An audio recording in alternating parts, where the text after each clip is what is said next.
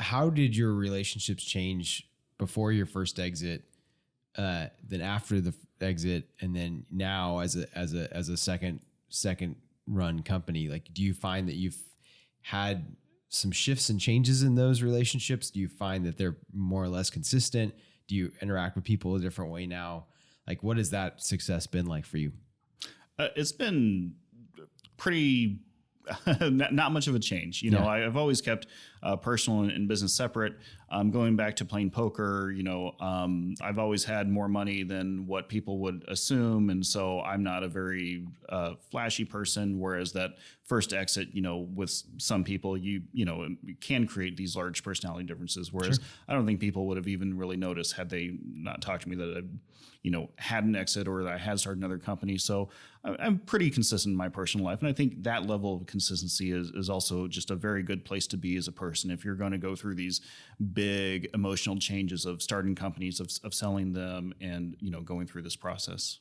I think it also revolves around maintaining your interpersonal relationships. And I encountered this before with some entrepreneurs where you eat, sleep, and breathe your business, right? But inevitably, if you're kind of talking to a dear friend, because you eat, sleep, and breathe your business, it might wind up being a little one-sided. You kind of lose touch of all those normal ways that you would connect with someone. Like, they're working their typical job with a boss and with all of these kind of corporate issues, whereas you have totally different issues. But I think we're both pretty good about maintaining relationships where we have that back and forth, where we maintain interest in the other person. And I think that's key in keeping yourself grounded and also maintaining your interpersonal relationships through running a business, because it is very easy to get really isolated and feel like you don't have support.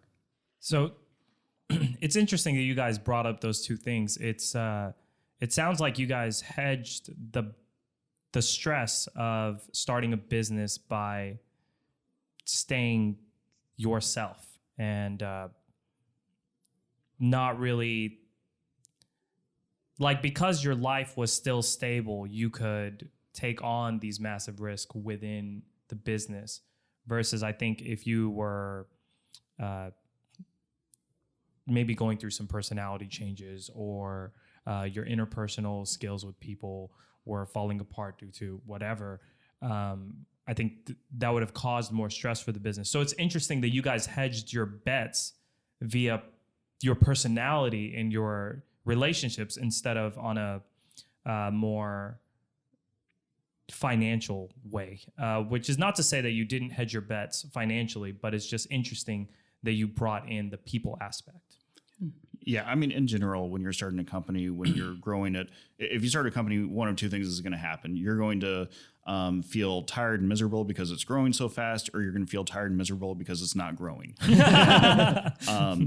And so having some foundation of normalcy in your life to be able to go back to on a personal level, and it does not matter what your financial background is. It doesn't matter how much money you have to pull from. If you cannot take that emotional roller coaster, which is one of those things I did learn from playing poker. I mean, the emotional roller coaster of poker, I'd be up or down several $100,000 in a day, and almost starting a business is better than that. It's like, oh, wow, this is amazing. No matter what I do, I'd only be down a couple $100,000 a month. This is such a much longer, gentler time frame. Yeah. So it is a good way to learn how to deal with that emotional roller coaster.